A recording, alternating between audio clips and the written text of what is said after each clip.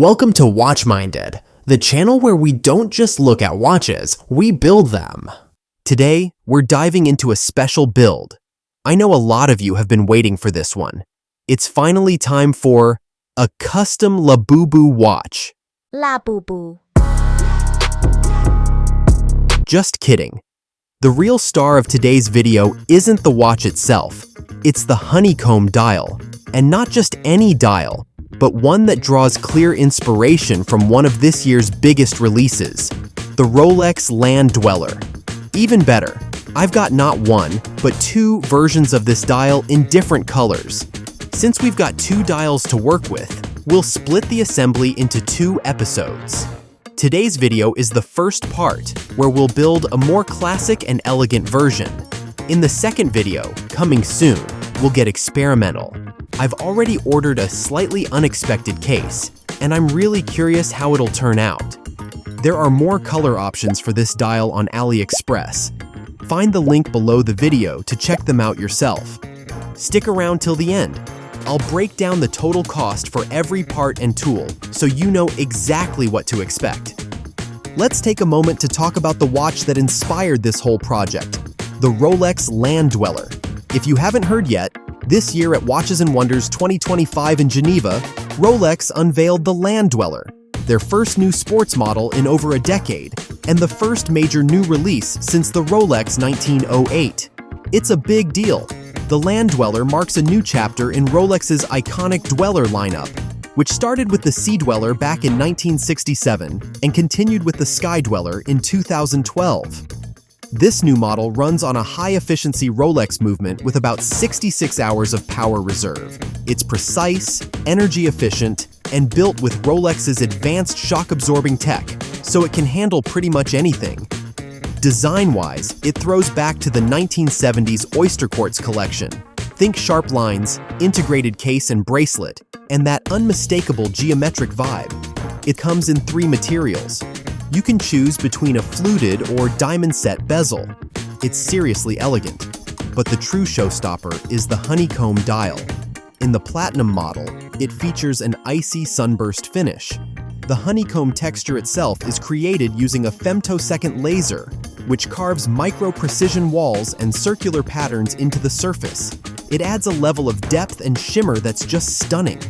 Pricing starts around $16,700 for the 36mm version, up to $76,000 for the 40mm Platinum, and the Diamond version will set you back about $140,000. All right, back to our dials. The first one is very close to that iconic ice blue, a color that's clearly having a moment this year. A few examples.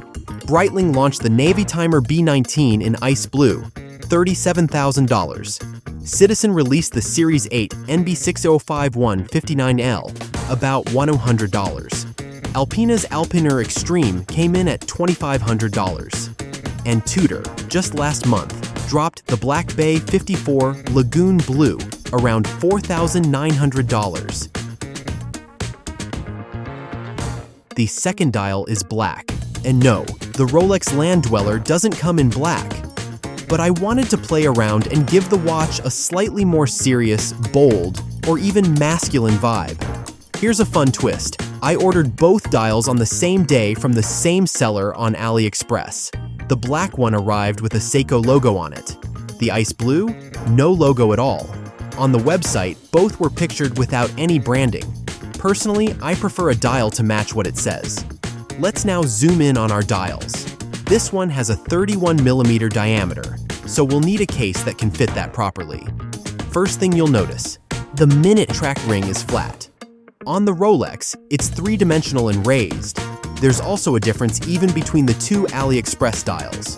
The blue one has a sunburst pattern, sharp beveled edges around each cell, and a satin-finished base inside each hexagon. The result is a really dynamic, light-catching surface.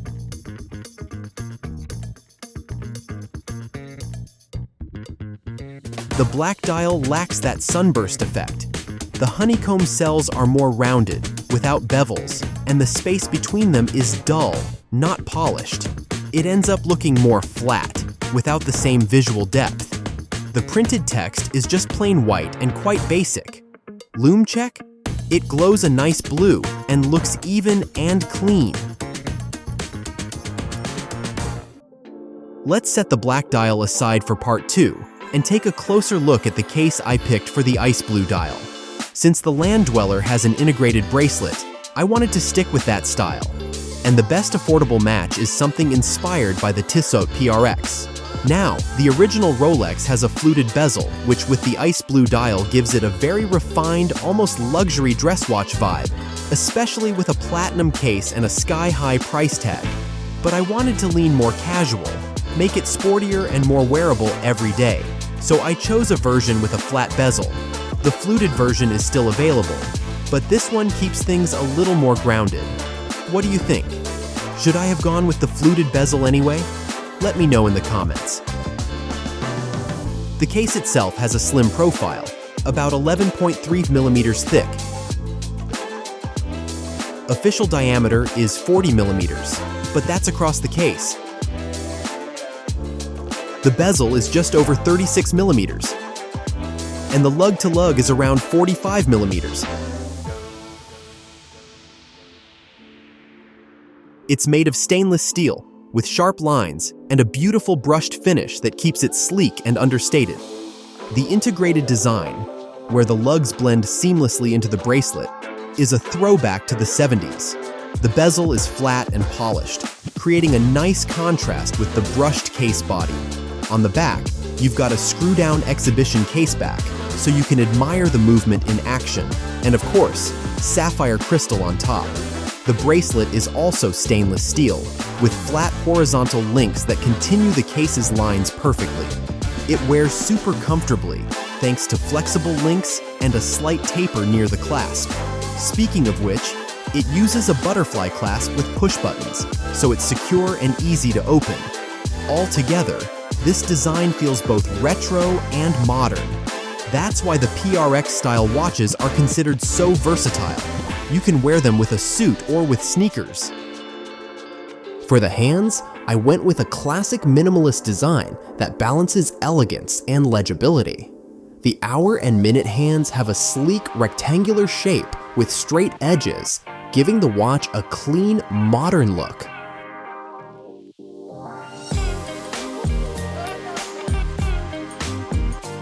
And under the hood, we're using the fan favorite Seiko NH35. It gives you about 41 hours of power reserve, runs at -20 to +40 seconds per day, and supports both hacking and hand winding.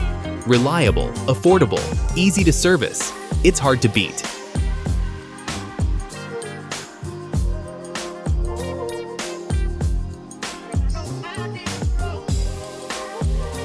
Before we jump into the build, here's what I'm rocking today. My ultimate summer diver, a custom piece I put together in one of my recent videos. If you missed that one, check out the link right here. All right, let's get to the assembly. I'll walk you through each step fairly quickly, but if you're looking for a deep dive into movements, tools, parts, and full build instructions, check out our step-by-step guide to building your own DIY watch right here on the channel. Let's start with dial preparation. The NH35 movement has 2 alignment holes for dial feet, but the dial we're using has 4.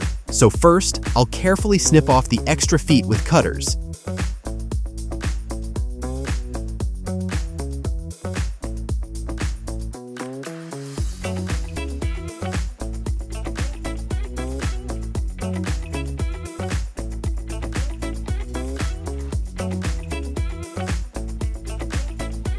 Then, I file down any remaining bumps to make the back completely smooth.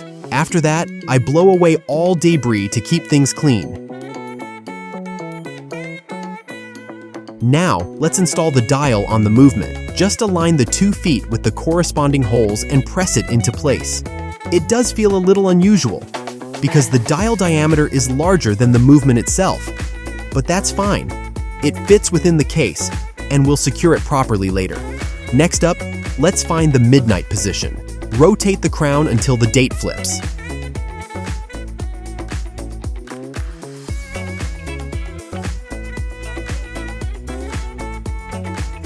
That's your reference for midnight. Now we can install the hands so that they all point exactly at 12 o'clock. Here's how it goes. Hour hand at 12 o'clock, minute hand at 12 o'clock, and finally, the seconds hand. Take your time here. Proper alignment is key.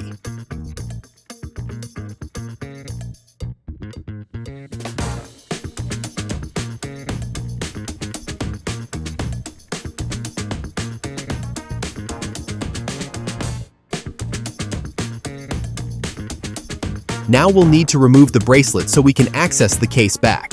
At first, I removed the end links, the ones directly connected to the case, but I quickly realized that reinstalling them is a bit tricky. So here's my advice. Remove the links somewhere in the middle of the bracelet. You'll have to adjust the sizing for your wrist anyway. You won't need a screwdriver for this part. Instead, use a spring bar removal tool like this one. It makes the job smooth and easy.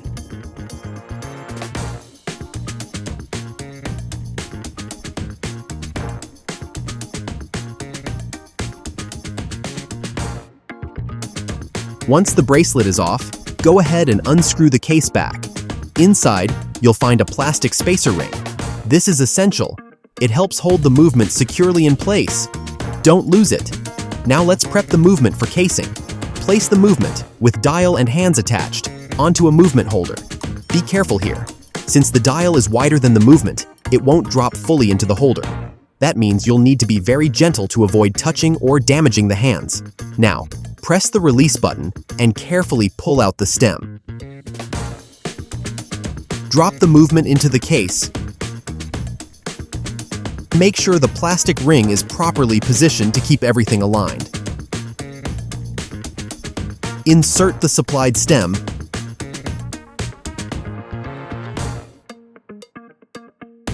In most cases, the stem will be a bit too long.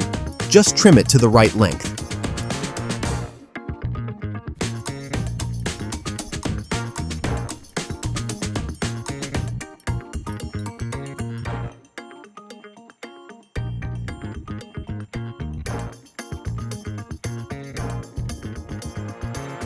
Don't forget to lubricate the case back gasket to maintain water resistance.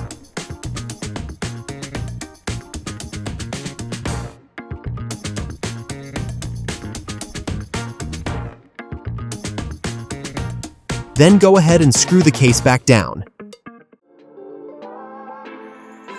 And just like that, your custom watch is ready.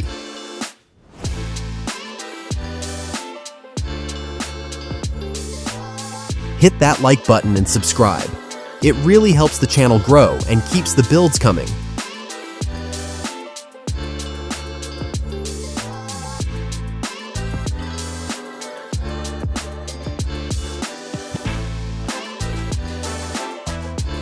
Let's take a moment to compare these two custom watches.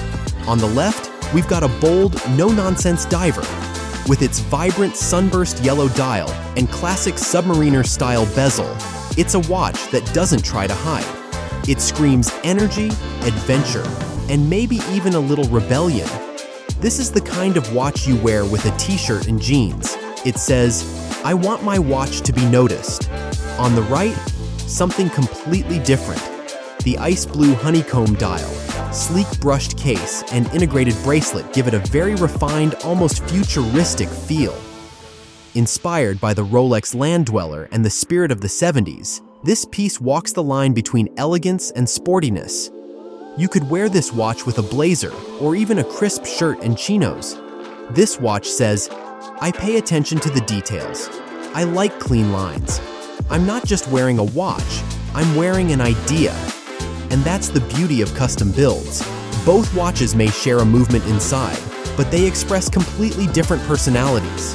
So the real question is, which one do you go with? We've seen how this custom build came together. Now let's talk numbers.